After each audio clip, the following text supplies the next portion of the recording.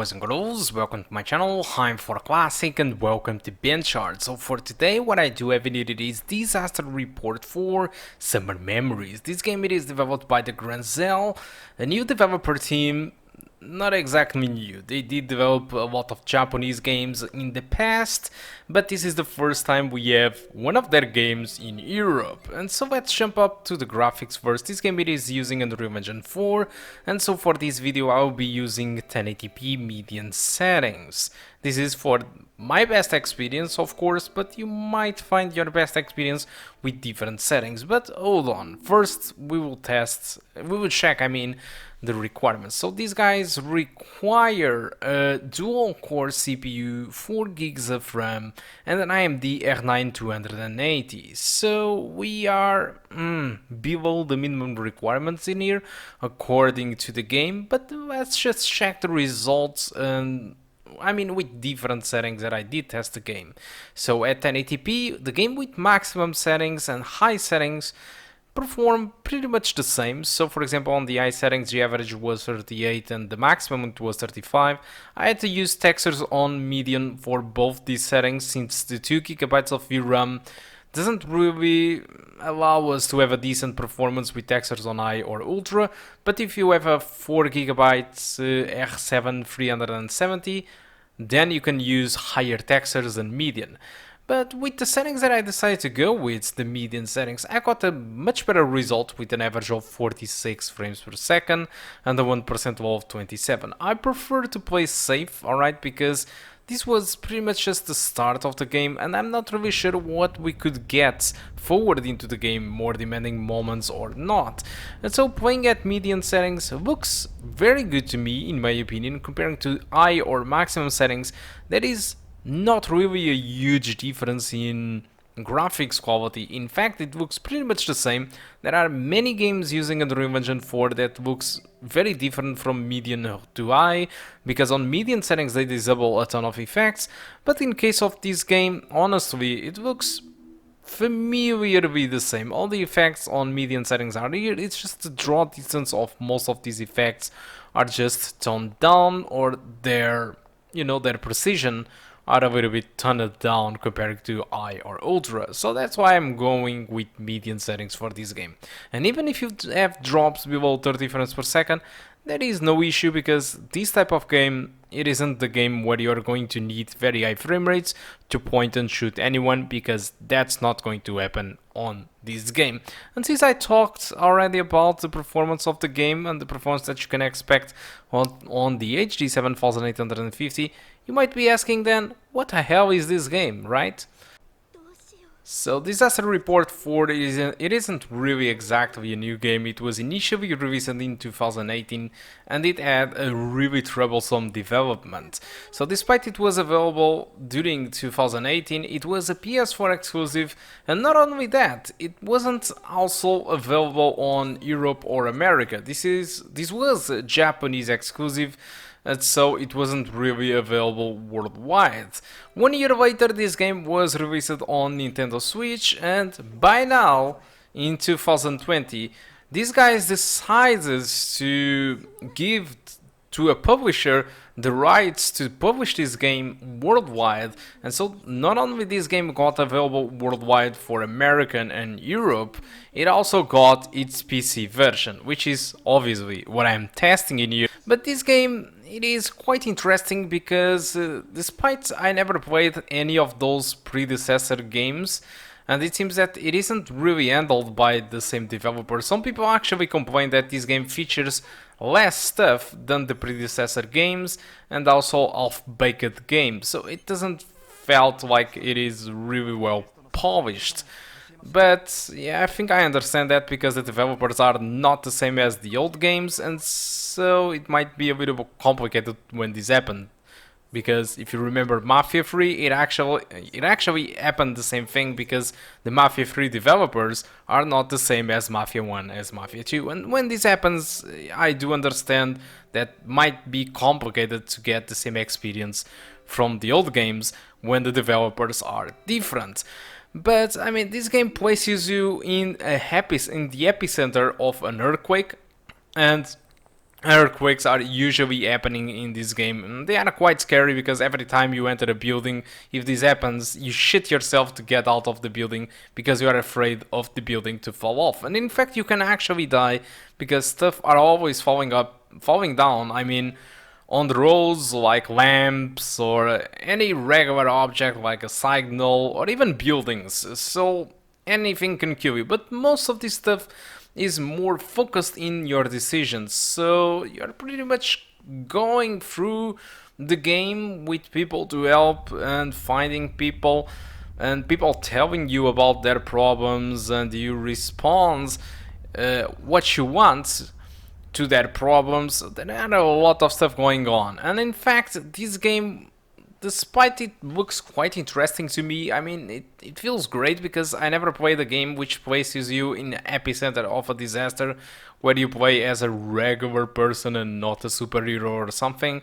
Despite it looks awesome in that regard, I think the execution of the game might be a little bit bad, because if you read some reviews across the internet, you will see that the score of this game, it is around 30 to 50%, so it's not really great. But if you go to Steam user reviews, you'll see that a lot of people actually it is enjoying the game. But there is a really big issue with this game, which is its price. I mean, this is quite bad. These guys are charging $59.99 for this game, and clearly this game doesn't deserve that money. I'm that type of guy that I was willing to buy this game possibly if this was $19.99, for example, or probably even $29.99. Despite the game it is bad and probably doesn't worth it, it is a much more realistic price for the game. But I mean, $59.99, this is a AAA title. This is the price of Red Dead Redemption 2, and clearly this game, it isn't a Red Dead Redemption 2, far from it. So clearly for me it doesn't deserve the money, and this is one of my main issues with this game, because apart from that and apart from the users, most of the users actually enjoy the game. And despite it is not really a killer game or a great game, it is really a nice experience if you want to experience what it is to be in the middle of an earthquake, playing as a regular guy. Alright, you are no hero, you are here to see and hear about the stories and accompany other characters to safety. And your objective throughout the game, it is just get out of this city, because at the beginning of this game they really make it clear that you are in this city for the first time, and how do you feel if you just gone to visit a new city to get a job and suddenly this happens. How would you respond to this situation? And that's the experience these guys wanted you to have. And in fact, if you have a VR kit, you can actually play this game in VR. But honestly, I think with Half-Life Alyx, nobody cares about this game for VR. Alright, so guys, that's all. Hope you keep enjoying the rest of the video, and I do hope to see you soon. Goodbye.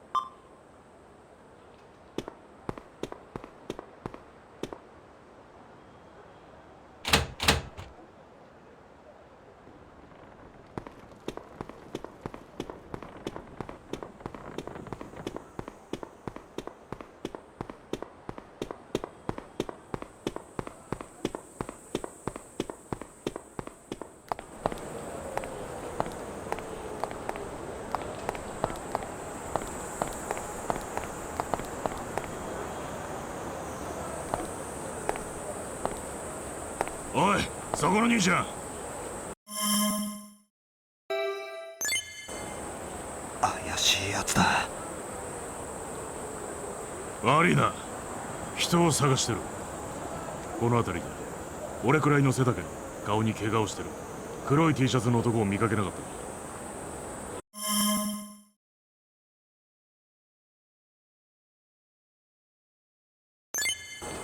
た。今そこを走っていきましたよ。逃げ足の速いやつだ。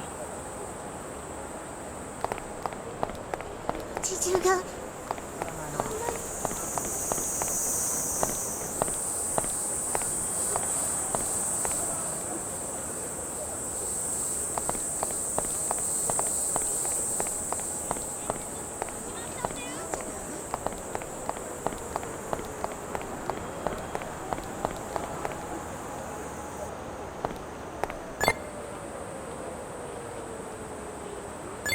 そうですか。無事でよかったです。でも私のこと信用していないんでしょうかね。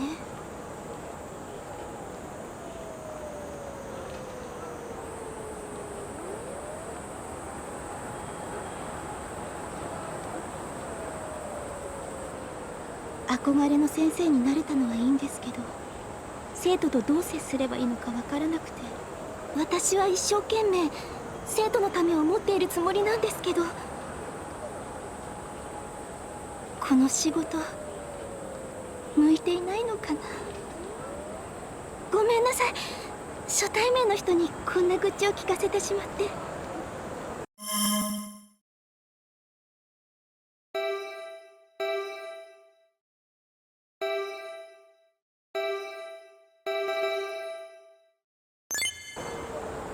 いろいろ大変だけどお互い頑張りましょうよ。そうですね、頑張りま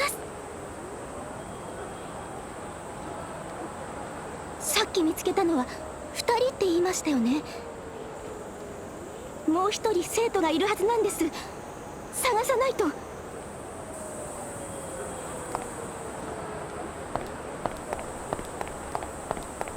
地中が始まったんだよ。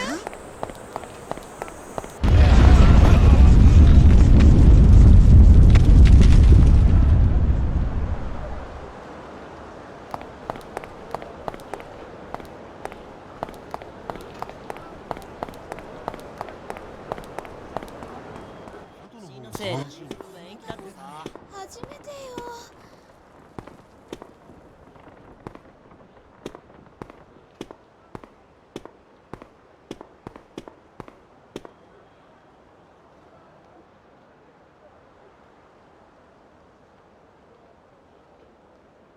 こんな時に面接が延期だなんて。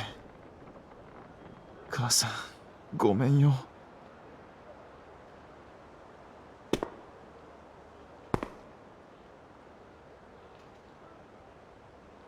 君も面接ですか？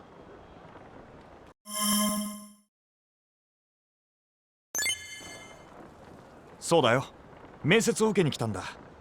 面接延期になっちゃいましたね。どうしてこんな時に限って地震が起きちゃうんでしょうか。なんとか旅費を作ってここまで来たのに。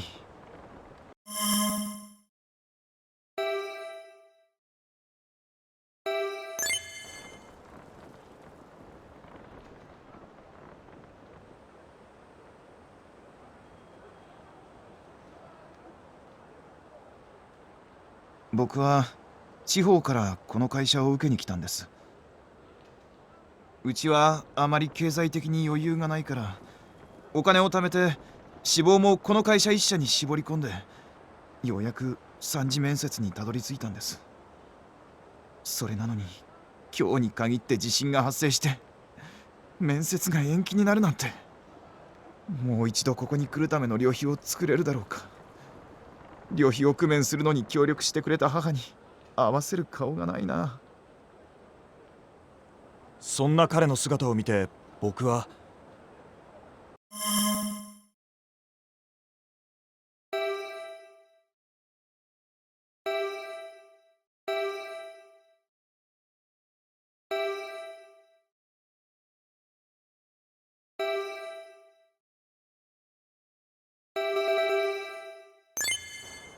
確かにこんな時に地震が起きるなんて気の毒だな。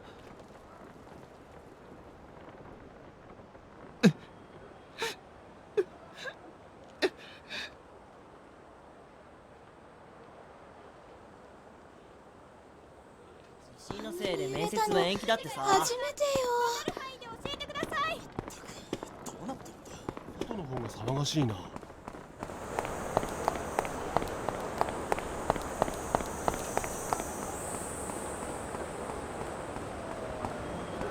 ちょっとほら言ったけど。